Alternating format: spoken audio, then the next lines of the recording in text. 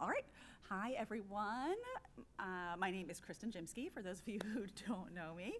And thank you for coming to our second general meeting of the year, our joint meeting with the Saxe PTC and with Dr. Brian Luizzi. We first need to kick off with a motion to approve the general minutes from our September 10th meeting.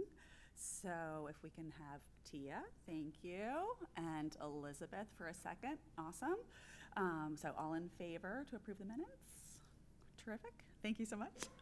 And then we also need to do another vote. So we have had a very robust and generous fundraising year, and we are looking to bring in a speaker to support the cell phone free initiative that's coming along in the next couple weeks, and his name is Tanner Clark. We're still working on the date, but it's going to be either February 3rd or February 4th.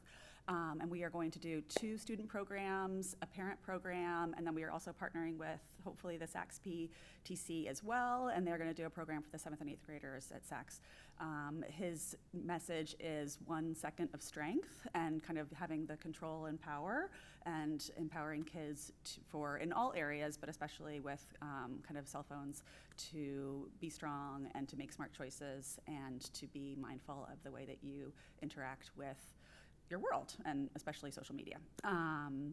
So if we can have a motion to approve funding for a speaker on behalf of the cell phone free initiative.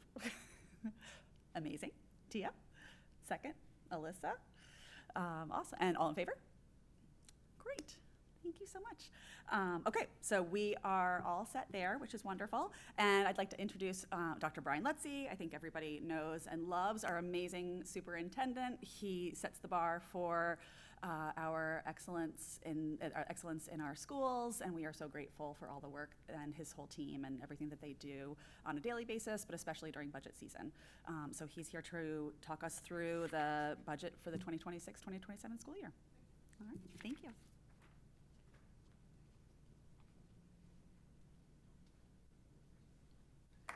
Good morning.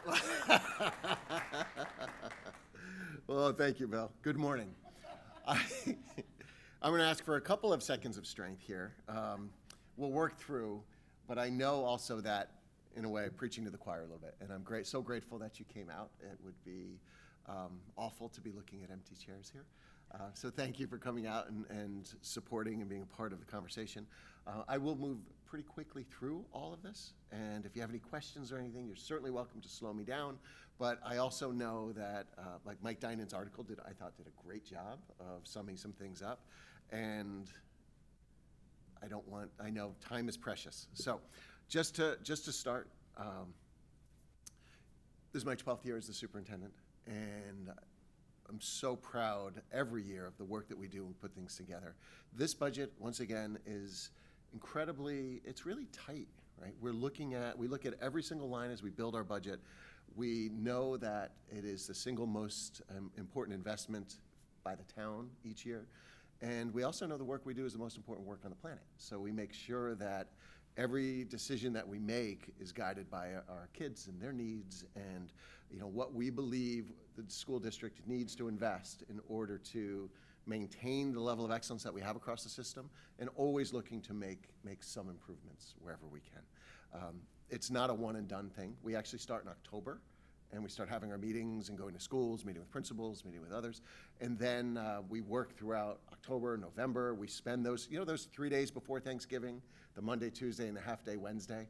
A lot of people enjoy those days. For us, we're sequestered in a conference room, meeting with each of the principals, each of the program managers, and really digging into the budget and getting things going. Because we also know in December we have our budget workshop with the Board of Ed, with all of our administrators talking about the concepts, and not the dollars yet. We talk about the concepts, because one of the guiding ethics that we have in New Canaan is decisions are made based upon the quality of the idea on behalf of the children we serve, right? It sounds pretty common sense. It's not. It's actually often what happens is it's a dollar figure that drives the decisions. For us, for the administration and the Board of Ed, it's the quality of the idea on behalf of children. And then there are other groups as we go into the Board of Selectmen, the Town Council, we go to the Board of Finance, and they have a different lens that they may take to it, right, as they're looking at it, and that's all part of the process. But as we begin, we don't begin by cutting our own budget. We begin by developing a budget that we believe resources the things we need to resource in order to maintain and improve every year. And that's what we do. So as we begin in October, we go to, so it was January 5th, was the first presentation, but that's 3.5 months of work leading into that. And then we have a few more meetings a week from now until April.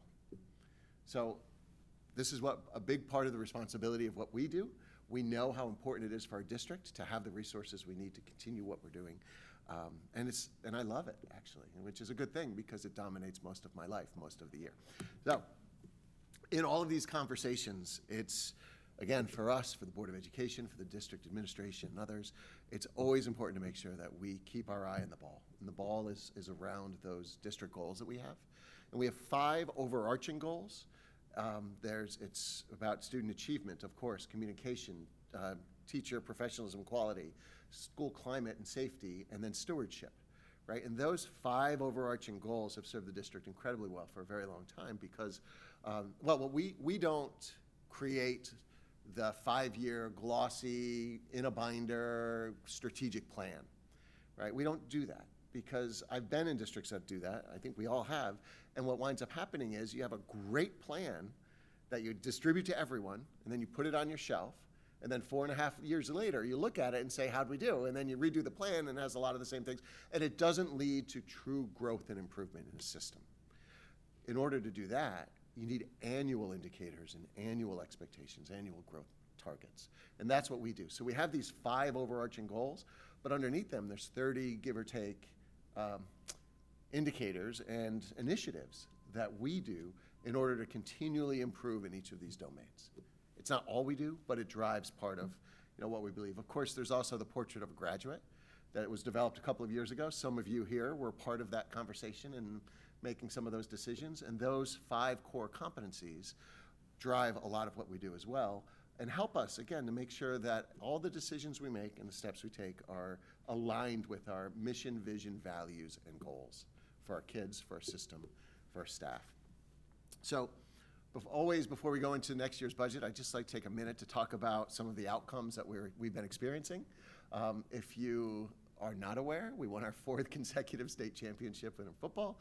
Our athletic program continues to thrive. As a matter of fact, I'm going to show there's a slide here about niche ratings. One of the numbers that's not up there is just nationally, we're just ranked the 8th best high school for student athletes in the country. 8, it's stunning to me, right? Here, Little New Canaan, 1,300 kids, and 8th best in the country. So those programs, our kids, over 70% of our students participate in one or more sport. 70%. It's truly impressive number. Likewise, our arts program is thriving, and it's wonderful to see programs as they continue to build. I'm looking at the enrollments across our orchestra, our band, our strings programs, our choir, others, and more kids want to be part of these things because it's that positive momentum, right? So our goals are always to create schools as places that kids want to be and provide opportunities for them to get engaged in and out and around the classroom. And that's what these programs help us to do. Here at the high school, and of course across the district, one of our primary foci is about student achievement, of course, right? It's a high-performing school district. We expect a lot from our kids, and we support them along the way. One of our goals from years ago has been to provide more opportunities for more students to be engaged in college-level work before they graduate the high school, because we also know the research that shows if students attempt one or more college-level courses prior to graduation, then they're much more likely to succeed and thrive in what comes next. Most of our kids, that's college, but we want to provide this college-level opportunity. So what we've done through the years, and yes, you can follow Bill's tenure here, what we've done through the years is expand that catalog of opportunities for kids to participate in college-level courses. So instead of sort of driving all of our kids to a narrow band of courses, we've been adding courses.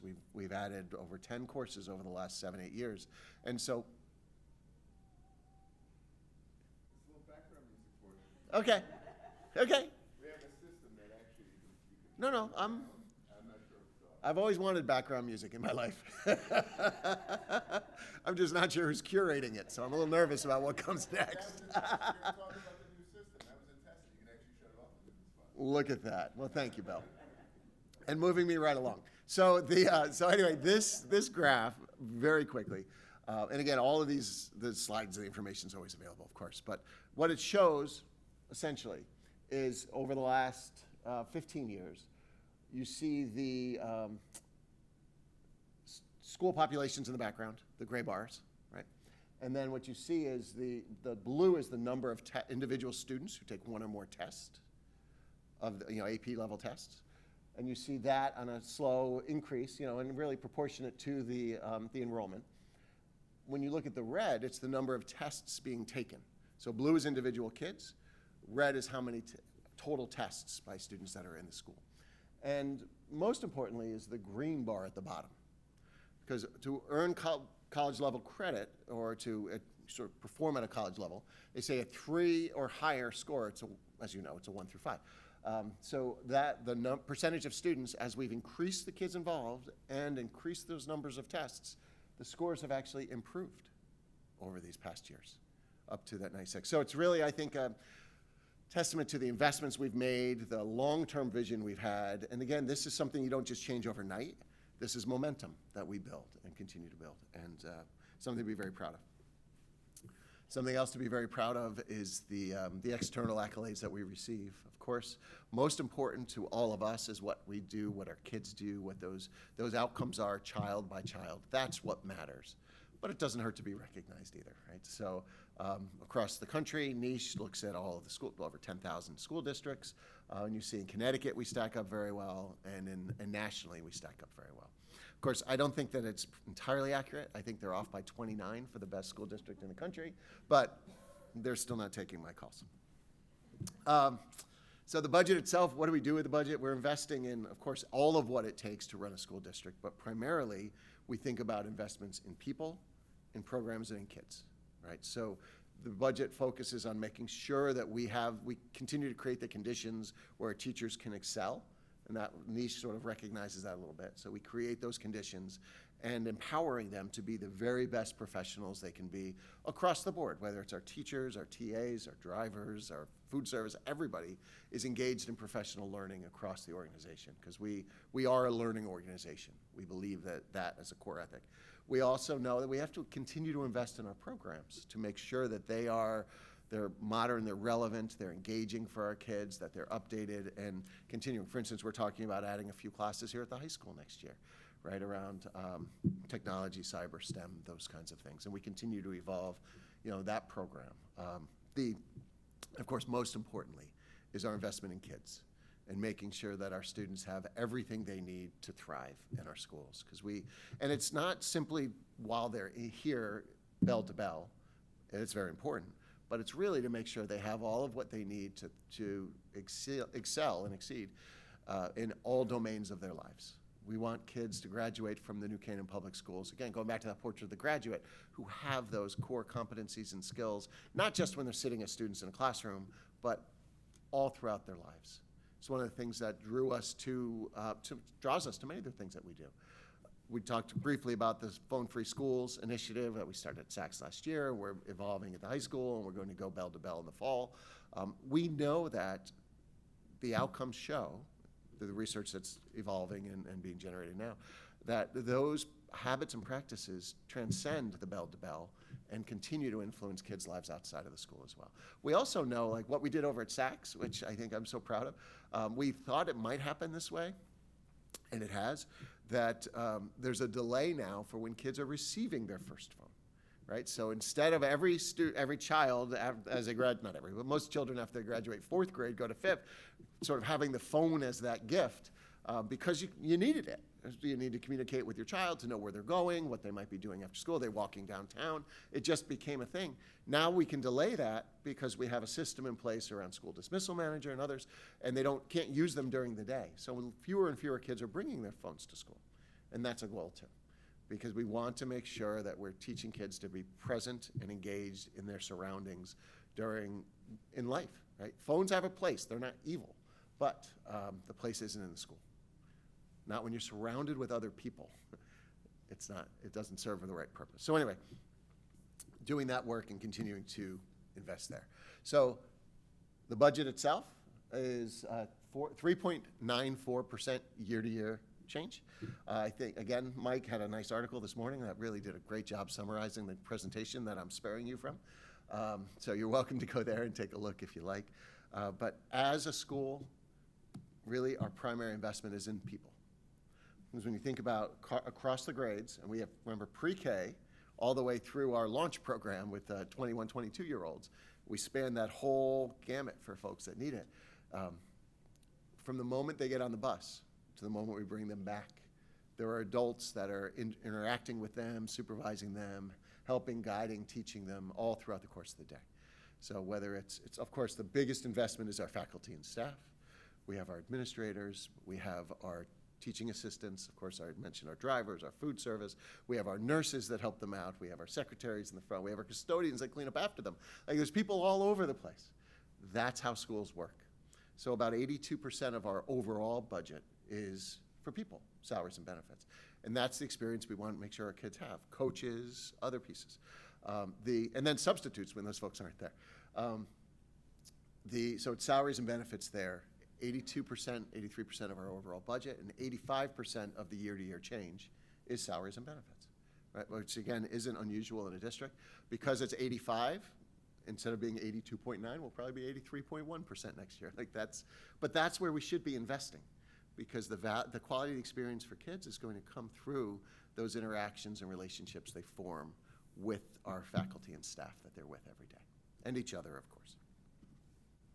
The rest, all the other that makes up that 3.94, again, is very, very tight as we look at these different objects that are in the budget, but it sums up to $623,000. Our goal is always to reduce the costs of the operational domains of the work that don't impact our kids directly. A couple of years ago, for instance, we negotiated our DATCO contract, and I'm going to talk about the transportation thing at the very end. We negotiated our DATCO contract to be a 2% increase year to year. So that's about a $4.5 million spend each year. And so to move that at 2% per year for 5 years, where some of our surrounding towns are moving at 10, 12, 14% year to year, is a big savings. We also look at our utility costs and how can we continue to drive those down. Bless you. We have solar panels on the roof of our buildings. Most places, when they do that, they rent that space out to the whatever company and get a check back each year. We negotiated what are called power purchase agreements, which allows us to buy as much energy as they generate from that company directly at a significantly reduced cost. So we're paying an average of about 4.5 cents, 5 cents per kilowatt hour for all the energy that's generated off of our buildings. That, plus changing out the lights, doing some other things, energy management, has helped us over the last 10 years. We spend less in utilities today than we did 10 years ago. Wouldn't that be nice to do at home? Yeah, I tried, you can't. Because the PPAs work because we get tax credits and we can't use them because we're non-taxable. So we sell those credits to those companies. So they're not doing any charity for us, but the agreement is because they can take those credits and use those as tax offsets, we then get some of the benefit of that. And that's how, and those are locked in for 20 years. So if whatever energy does, we'll be at about 4.5, 5 cents per kilowatt hour across our buildings for the next, say, I think we've got about 17 years left in that, right? We've also moved to natural gas. We've gotten off oil. At West, where we couldn't, we're running propane. And of course, we moved our buses to propane a couple of years ago in three phases. That's something I'm very proud of that. I think that was really forward-looking because it kind of checked all the boxes. Right? We're saving money. Propane is cheaper than diesel. It burns clean, so it's better for the environment. The buses last longer. This is one of the reasons we're able to get that 2% year-to-year, that contract.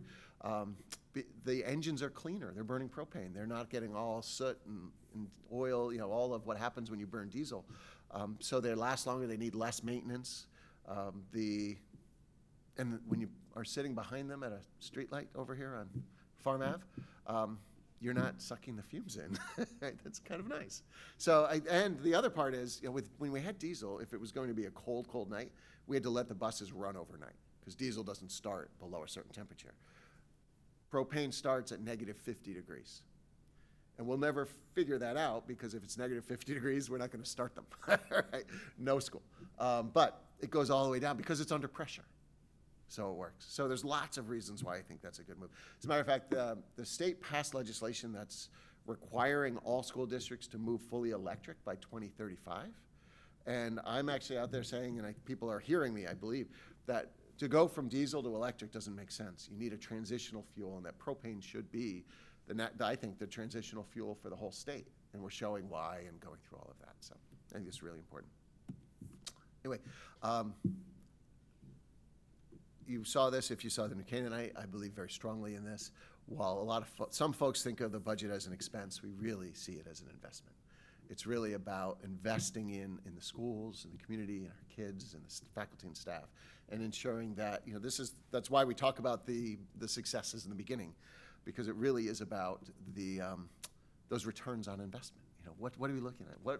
What are our students able to accomplish as a result of the conditions that we're creating and the investments that we're making, right? And I think we're second to none here, not just in Connecticut, I think beyond. So that's the operating budget. There's also a capital budget, right? So the capital budget, again, very quickly, there are a couple of things in here for each of the schools at Saxe and here at the high school. At the high school, it's really sort of that general work around, we're doing some painting, some maintenance, some other things. We are looking at doing some redesign of some spaces in the CTE and others, so there's some engineering money in there to start doing some of the conceptualization of that. What might that look like? We have some spaces that are they're sort of retrofitted to serve the function that they're serving, and they'd better serve kids in the program if they were designed for that purpose. So we're looking at that. Over at Saxe, we are looking at installing the same system that was providing background music a few minutes ago. And it's that system that has classroom amplification. It does the bells, PA system, and two-way communication from the classroom to the office. It provides security alerts, so not security, but just alerts in general.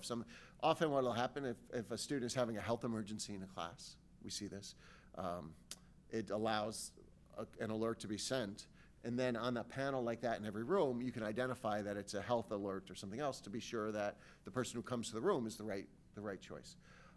The other thing that's an emerging piece with this is real-time translation into different languages, which I saw demoed here. It was actually demoed in our system not too long ago. Stunningly quick and accurate, the way that this works. Essentially, the teacher puts a code up on the board. Students can go in, type in that code, and then they can pick from just about any language, as far as I can tell.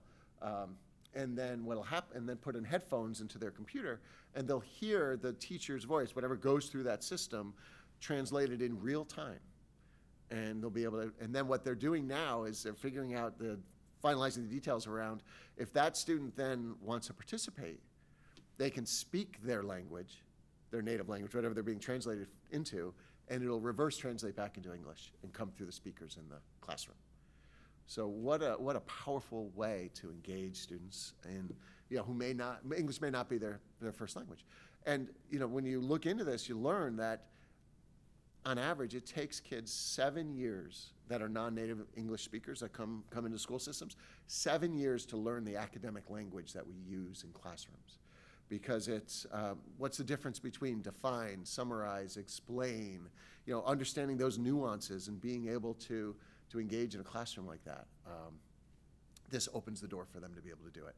And so that's just one small piece of it, of course. And even that second part, the reverse translation, wasn't even in the system when we invested in it for here at the high school, but they're continually evolving that product as well. So I think, and that came from meetings with superintendents and principals and others, and them saying, we would like to do this. So every year they have meetings and they hear feedback and they continue to evolve the program and the system, which I'm a big fan of. The other thing over at Saxe is, so we're looking at doing that across the board. It will allow us to tier the bell system as well. So like Bill could zone out this room so we don't hear the bells or the announcements or whatever else is going on. What you can also do with the system is set it up so that certain rooms hear bells while other rooms don't. So with the intermediate and the middle school on different times and different dismissals, et cetera, the bells will ring where they need to ring. With We used to have skinnies for some Uh-huh. classes, so we had bells that had to go off in every class, every period, every day. Where now we've isolated those classes and they're not going off. So it's just less distractions in the classroom. Right. It's great. Right. Lunches as Well, well. and the same with your lunch waves, right? So there are three lunch waves? Yeah. So there's a first, middle, last, give or take. But the bells are only ringing in the classes that need to hear them, right? Instead of it being this constant disruption. And, with kids, if they're working on something, they hear a bell, they think, oh, good, 20 minutes left, or whatever. Where it's a great way to break the flow of what you're doing. So this avoids all of that. We're so excited about that. The other thing is last year we had put into the budget and had approved funding to resurface the playground over at Saxe. Turns out we didn't ask for enough. So we're just asking for the delta between what the estimates were and what we received. It's about $80,000, I think, give or take. And then we'll get that done. And I know it probably feels longer, but that's the shortest I've ever done a budget. And I'm more than happy to take any questions or anything. I do want to say the budget itself, the entire 129-page document is on the website. And you're welcome, you can go there. It's all in PDF, take a look, hyperlinked. And if you do look through or have any questions or thoughts, reach out to me anytime. Would love to hear. I think we're in a good place. And so the one unknown, and I won't belabor the point because I had the conversation with the elementary folks yesterday, but just so you know, that kindergarten enrollment continues to be challenging because we have some projections that have us going up over 400 kids in kindergarten next year. We have others that have us staying relatively the same. And there's lots of pieces to it, and it's about birth rates and changes. We average about 150 kids, the birth rate. Now we're 4 years ago and 3 years ago, 2 years ago, they're over 200 each year. So we're looking at a jump in birth rate, which will create more kindergartners, we believe, that enroll. There's lots to it, but long and short of it is, because there's a question mark around that, we are flat funding the kindergarten in this year's budget, and we're looking to create what's called a non-lapsing account that allow us to use those funds to invest, if need be, if the kindergartens materialize, in what we need to invest in order to make sure that we have the system in place for those kids. But so we figure the best way to do it is keep that flat because we just don't know. And if the kids come, if they're at our door, we'll know by March, April, and that gives us enough time to put in place whatever solutions we need based on the scenario that we have. So, I have one more thing to talk about. We have sad buses and happy buses. So, I just thought that was funny. As you know, we had challenges with our implementation of a new software system over the summer. Lots of reasons why, and that I won't get into. But I will get into, from the moment we realized what was going on, we said, we've got to fix this. So we've been working since September to recreate the previous bus runs, the routes, from the 24-25 year in a separate term, they call it, or a separate build of the system. And we've worked with DATCO, we've worked with Diversa, worked with our own folks. So we've gotten that completed. We've completed the old the old bus runs, and then we assigned every child to whatever stop they need to be assigned.